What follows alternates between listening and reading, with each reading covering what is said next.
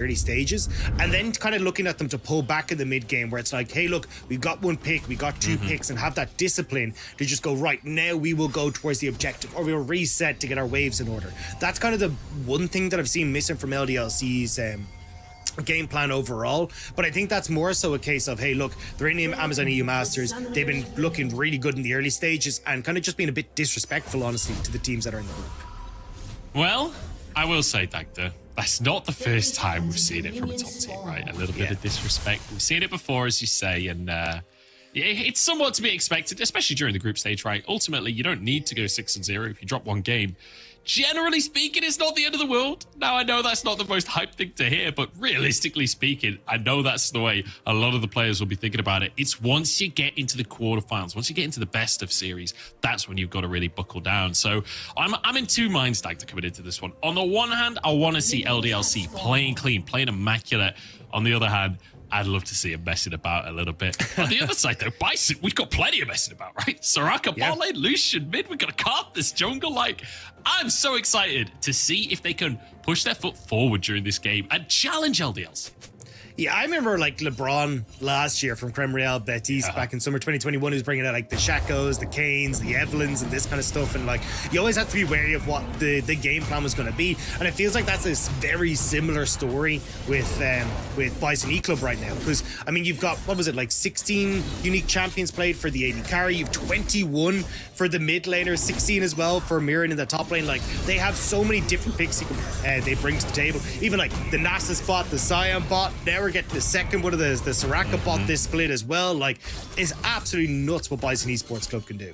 And I'm here for it. I'm here for every single second of it, Dagda. But speaking of those weird picks, I think we should talk jungle pathing, because a lot of the viewers might not know how Karthus jungle really operates. It's not a champion that you see that often in the jungle unless you're a high elo player. So talk me through how this Karthus is going to operate throughout the early game. Yeah, so a lot of what Karthus wants to do is farm, right? And farm as efficiently as possible, get a whole bunch of gold, and then become that big late game threat. So you can already see, right? Like, look at the comparison between the two clears. Like, Yike only now starting up his Raptors, where you got Arbitrator basically an entire camp ahead. And he will be looking to have his lane support him a lot. So that's why you're looking at like the Lucian mid. Solo lane's going to have priority in the early game. That's kind of unarguable. Or not going to do that much to pressure onto an Aurelia there. My concern is down in that bottom lane. How much does Soraka Nautilus really bring to the table? Is there a conversation here where LDLC can just start stacking Drakes for themselves? Yeah, I honestly think that's probably the best way for LDLC to play it, because even when you look at like what this squad from the French wants to do, it's like, we want a team fight, right? Like, we want to make sure that we're able to set up correctly, you know, get Ragnar and Dawson in the front line, open up space for Exakick to have that Aphelios damage from the back line. And the easiest way to do that is looking at these dragons. And I think Yike has been incredible thus far, kind of like understanding what his goal is in each of the games that he's played, right? And like, this is a very standard clear that you'll see from Yike, where he will full clear, get into the enemy jungle, place that ward that he just put down as he reset. And now you get full information on where the Karthus is. And this happens so frequently for LDLC. And it's something that is really good and makes it really difficult to try and get these early kills against them, because they generally understand like where the jungler is and how best to track it. Yeah, really good vision coming out to try and track, as you say, and keep on top of that, because that's going to be crucial. Viego, not bad at scaling himself, but I don't think he's going to scale quite as well as Karthus. With that said, though, it is Viego. So at the end of the day, if Karthus dies, which quite often Karthus wants to die during the fights, and then Yike becomes Karthus, well, that's where issues could come along for this side of Bison. It's also kind of worrying about like how squishy LDLC are. Or sorry, how squishy Bison Esports Club are, right? Because if you get Ica like one big late game shockwave onto like random, onto the Karthus, onto, I mean, heck, even Gooby as well, like they're just gone. And suddenly now you have that opening for Yike, because there's a bunch of low health targets in there. You start to get these resets. You start to have access to a bunch of these like big CC tools from the Nautilus. Like, that becomes pretty scary if you're on Bison. Certainly does. And Bison, so far playing it slow as the TP comes back to the mid lane to make sure the random's not missing too much in the way of CS here. But look at LDLC invading, trying to take some stuff away from the Karthus. Arbitrator does want to get farm and does want to be able to protect his jungle, but realistically, with this Leona moving in alongside Yikes, Viego, with the reset from random, it's difficult for him to protect his own jungle. And it's just good timing from LDLC, right? Ica had push in mid, DOS consistently has push with Exakick and bot side, so DOS just leaves bot side first, links up with Ica and us with Yike, and now you're starting to get that control that you need. And for Bison, this is something you need to stop, because realistically, you don't really have the control from a Karthus to like go for invades in the same way like say a Graves would, right? Because he's got great clear, he's tanky, he's got the ability to escape away, and like that's kind of how you can work with a traditional farming jungler. But with the Karthus, you just don't really have that tool. Random going with a culling in the mid lane there just to try and get more pressure onto Ica. Obviously, Ica was not level 6 just yet. Now just ticking over to that level 6 mark. So Random just trying to find pressure there. Not enough, though, to deter LDLC in the early game. We mentioned it before, going for those drakes straight off the back. Straight off of the bat, sorry. At 6 minutes, LDLC going to grab that first Cloud Drake of the game for themselves once Yike finished that one off. So a nice little start here from LDLC. Slow and steady supposedly wins the race, Dagda, which is kind of crazy because last time we saw these two teams play, it was a 28-minute game with more than a kill a minute. It was this composition from LDLC with an Aatrox, a Kha'Zix, a LeBlanc, all with a Yuumi on their shoulders. This is a very different version of the squad than what we saw. Yeah, but what I gotta say is, like, this is kind of standard LDLC, right? Like, when you look at the way that they play the game, it's very slow. Again, like, great vision control. Like, there's one that was just placed by Ragnar in this top side, so they spot out where the Karthus is, right? And, like, you start to think, all right, well, this is gonna be, like, super slow from LDLC. They don't get many kills. And that's not true. They just take their early game incredibly slow. Like, if you look at their first blood rate from, like, the LFL, 44%. Not incredibly high. You look at their goal difference at 15. On average, it's 0. Not exactly very high, especially for a team that came first. But they do have the one of the most kills in the LFL as well. Actually, the most kills in the LFL as a team. So it's this mid game where they explode, where they take a very slow approach to the early game, start to build up these little advantages, and then when they hit the mid game, that's where they go nuts. Yeah, and I feel like you're very aware of that fact, Dagda, because I saw Yike channeling his stun. I saw him go towards Arbitrator. I was ready to go. You just continue talking because you know that it's not happening. They're not actually going to go for a play here. Just trying to get some threat onto the enemy board here. We're almost broaching the 8-minute mark. 3.5 minutes until the Drake comes up, but the Herald is going to be coming up here. And we keep on talking about this priority the LDLC have in the bottom side. That's often used to lane swap your AD carry up towards that top side and go for it. Yeah, we haven't really seen that from LDLC, though. They've been perfectly happy, honestly, to just, like, keep Exakick bot side, especially when you got an Aphelios here, right? Like, why not just play for the fact Aphelios can take these turrets incredibly hard, and Yike now can make a play top. Merwin's in trouble. There's the stun onto Merwin. Can he dodge the call of the Forge? Got good flash. Good little resets as well. Bit of damage coming up from the beams. Merwin turning it around. Yike control flashes into the brush, but there's coming out from Ragnar. And that was a little closer than it was comfortable, I will say, for Yike there. Having to flash away from that one, but does manage to escape away. The big thing, though, is that you actually saw Bison trying to make a move down to this bottom side, see if they could link up with the Karthus to have that gank onto Exakick and DOS, but rightfully so, they backed away. And now Exakick knows he's free to just stay in this bot lane. He doesn't need to rotate because there is actually no real threat up towards the top side of those. They say that. Looks like LDLC going to back away with Mirren TPing in and Random having that priority in mid lane. Yeah, Ragnar has just finished his boots now, which makes him officially completely and utterly invisible. Let's take another look because it was a damn good try. Yeah, and I love the way you're playing this as Mirren, right? Like, consistently going towards the creep so you get the big C. You get the healing off consistently. You're getting the resets on your Q. And especially when you're looking at the use of the W there as well, being able to block so much damage, it just makes it super nice for Mirren to nearly take them down, but unfortunately, just not quite enough damage in the tank. Skir just waiting off to the side of the mid lane, but DOS is here as well, so neither mid laner will be able to do much of that, anything on that one. Arbitrator, though, will get the top side Scuttle Crab. That Herald we talked about, still on the map. Nobody looking towards that one. As you said, LDLC, not a team that historically tries to focus too much on that one. But a 20 CS lead down in that bottom lane. And with that kill, the top lane looking real nice for LDLC as well. It's feeling like a good early game for them. Like, it feels like exactly what we said. This is the game plan, right? Slow and steady, scale up, get your own items, get 3 items on your Orianna and your Aphelios, and then go for the team fights. Yeah, and I'm not gonna lie, I kind of get a bit nervous when I just see an Aphelios getting to free farm, right? Yeah. Like, you can see he's got the most gold in the game thus far, like just barely eking out on random, but he's gonna start being able to take turret plates now against the Soraka as well, who won't really have the wave clear that she needs to try and hold off against them. So, especially when he gets an Infernum in his back pocket. So, I think for Exakick, like, actually staying down here is gonna be perfect. You can see there, Infernum picked up, now he gets to approach the tower, and Gooby can't really fight against them. So, Exakick will just get to take these turret plates. Yep, takes a plate for free there. Just extended that gold lead ever so slightly. There's a bit of pressure coming out from Bison. But you mentioned how, like, you know, you're getting nervous watching this Aphelios farm.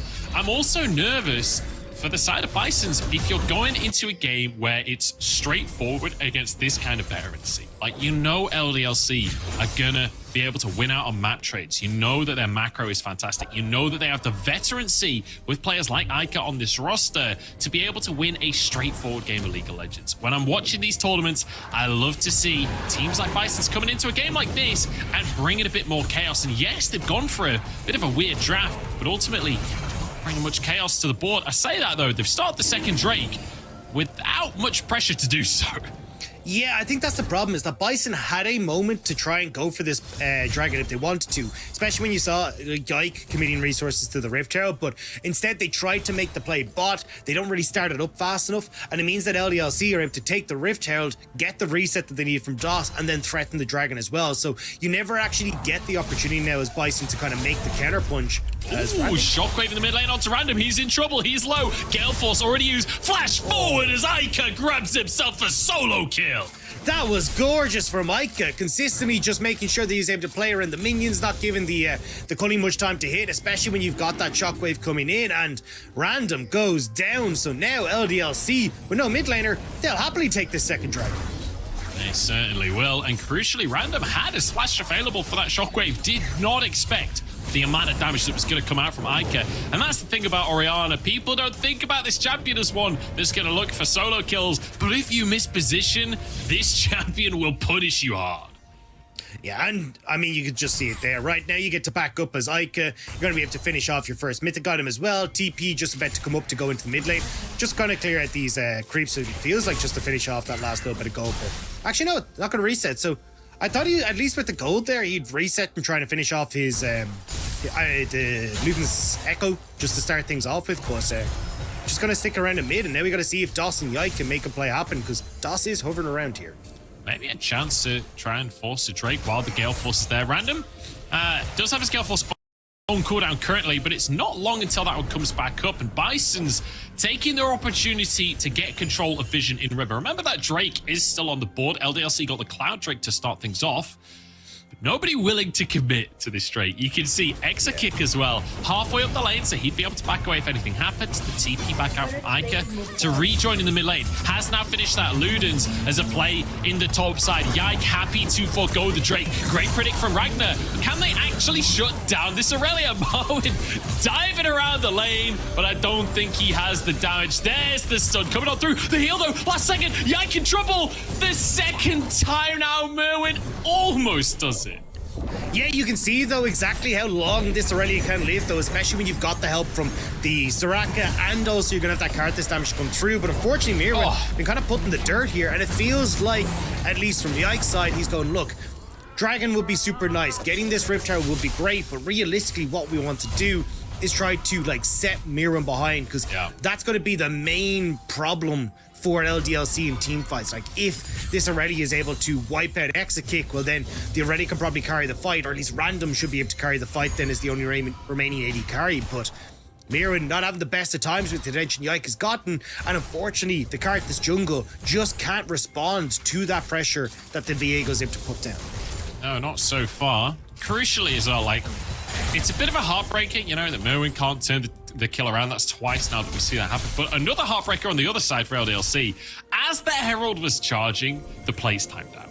So They got one extra play on the top side. Didn't, you know, they get the first tower gold. It's still good to get that tower down, but just a split second too late to get themselves an extra 320 gold. That would have been nice for them. But speaking of gold as well, I just want to quickly mention the mid laner and the bot laner for LDLC. Look at that farm. This is what happens when Aphelios is uncontested to the bot side. Exakick, I'm not sure he's missed a minion this game. 160, almost 170 CS at 15 minutes. That's well over 10 CS per minute.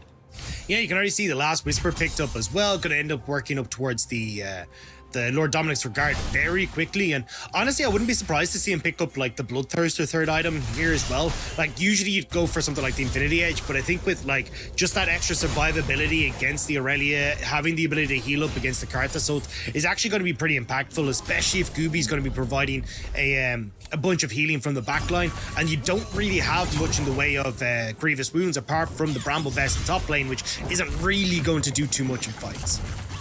No, not for the time being. I feel like we do need to see more of that coming on through. Here's the Ornn combo. Merwin trying to go for the 1v1. That's a lot of armor, though. It doesn't matter.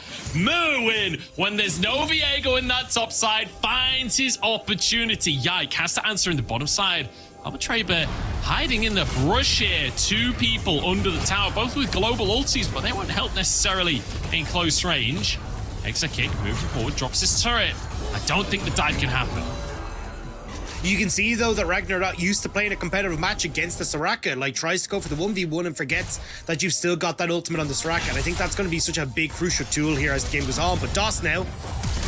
DOS wants to go into random. It's going to be the shockwave that goes wide. It doesn't matter. With three people strong in the mid lane. LDLC find yet another kill. That's 4 on the board. And more pressure onto these tier 1 towers. And that's a 3,000 gold lead opening up from the kills, from the CS lead we're seeing in the bot side of the map as well. And right now, LDLC still have run of the mill. They still got the opportunity here to like fight with Icon now. Who's got that Luden's Tempest completed. You can start to look towards things like this Rift Herald as well on the top side. Like you have so many options here for LDLC, and unfortunately for Bison, you know, they just haven't been able to find the moments where you can try and get these early kills into Karthus, like snowball him into an advantage. Because where's your real threat here when you just don't have like your bot lane able to fight against the Aphelios? You've no opportunity here for the Aurelia to find those kills either.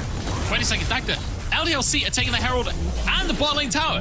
This is meant to be the trade. This is meant to be the team that doesn't get Herald gets the bot lane tower. Not both. LDLC are taking everything. Yeah, Bison just went for like quick backs there that meant that they didn't have anyone on the map as LDLC went straight for that Rift Herald. So now Bison kind of caught between a rock and a hard place, right? You've got this Aphelios who's going to be mega fed, like over 200 CS and gotten that turret plate solo. Like it's not even the fact they got just the turret plate solo. The experience solo that he has gotten is absolutely insane. Like he's the same level as the solo laners. Like this Aphelios is huge right now.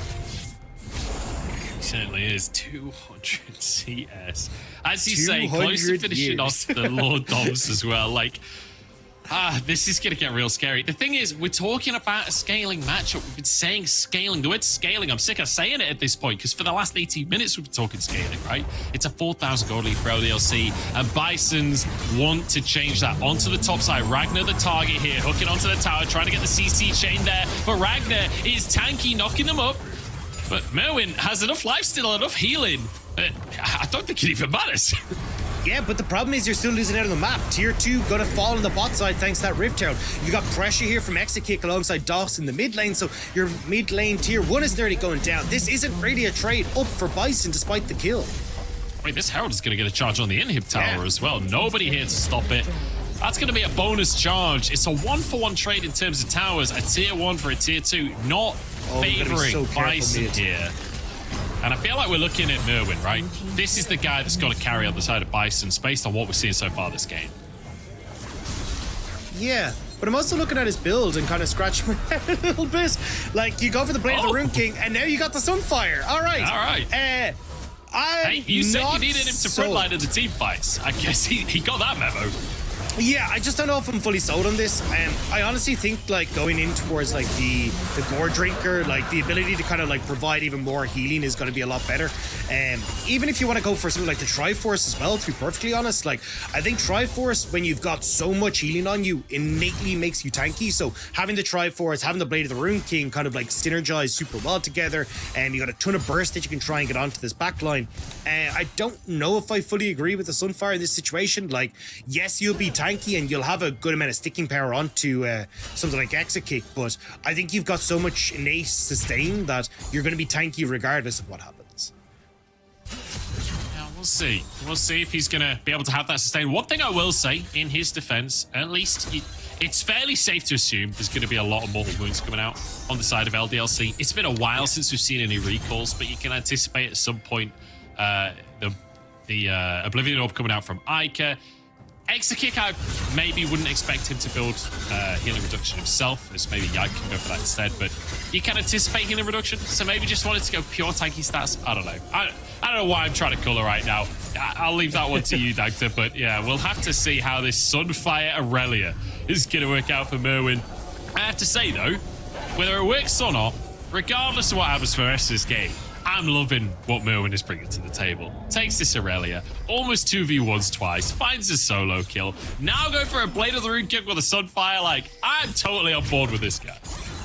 Yeah, I mean, look, the Blade of the Rune King's got to give him a bunch of percentage health damage regardless, so still will be able to do some damage. I just don't know if he'll have the burst damage to take out Exekick, like, alongside the Karthus to actually make it worthwhile is my biggest worry.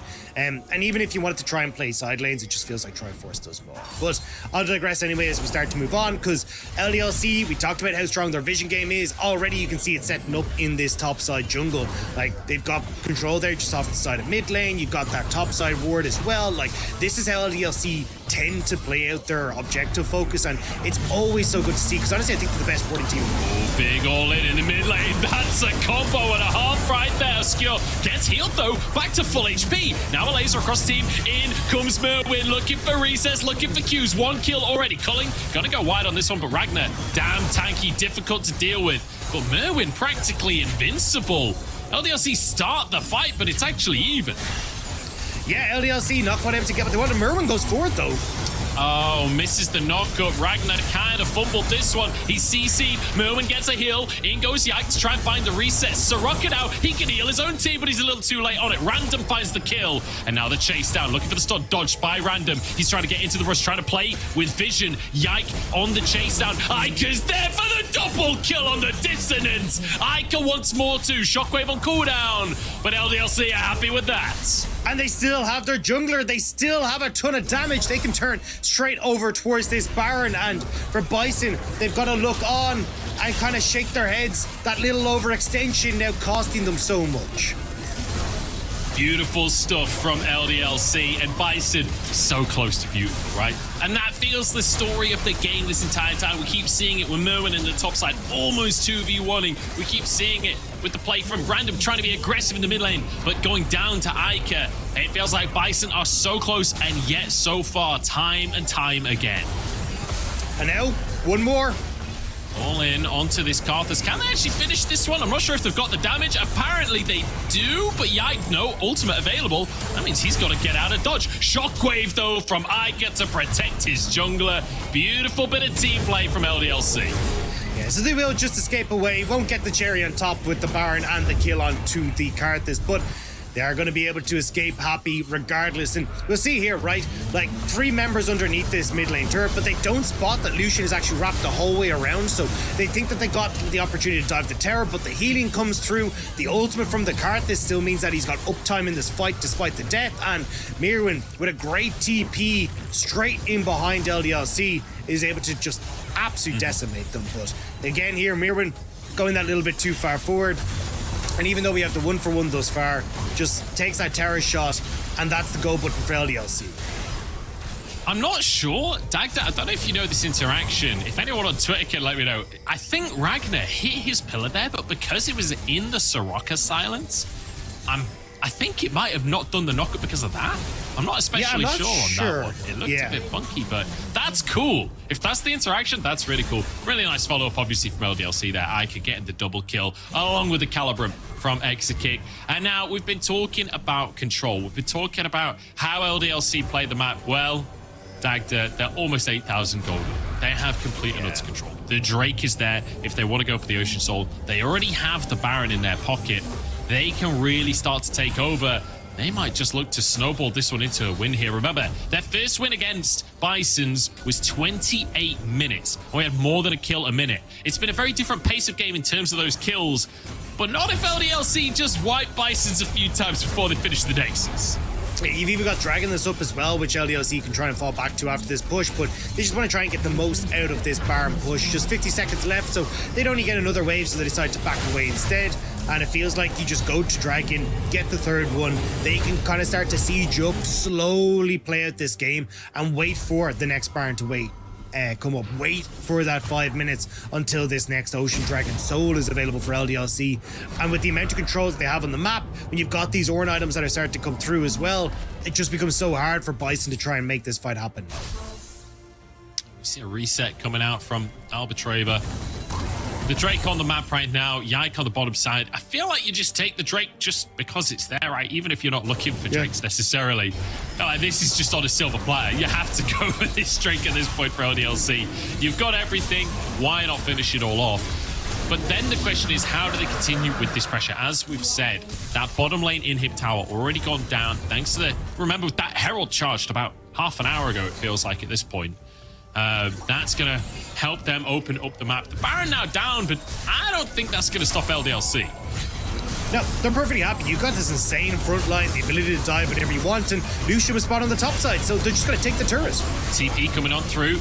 Yike has to ult defensively over the wall here. And I think LDLC will survive. They'll back away safely, but it is going to be one ultimate used. In trade of a TP, I think they're probably happy with that, but even still, it's something for Bisons. Yeah, and it means that the TP won't be up for the next Dragon fight as well, so LDLC kind of have that in their back pocket, but the wave is still going to hear, the tower is still going to go down, and now the fight happens. Oh no, Random's in trouble. That's the Inferno on everybody! Huge combo coming out. LDLC, though, they've got a laser on their heads. Merwin trying to get some resets as well, but he just doesn't have the damage. The healing ain't enough. A Skirl going to be knocked up and will be taken down. It's Yike on the Aurelia now, and he finishes him off. Turns into a unicorn instead. Time to heal the team with the Wow Wow ambulance. And now, time to break the game open. Exaking has damage and a half to finish this one off. Ica doing massive damage in the fights as well. But I feel like Yike has been the central point for LDLC this game. He's been the one going in alongside Ragnar's ultis. Beautifully done here from the LFL representative, the first seed, who are looking for a flawless day and a flawless group if they can keep this kind of performance. Not a bad start to that day as well, going 2-4-0, and a very confident win as well, has to be said, coming through from LDLC.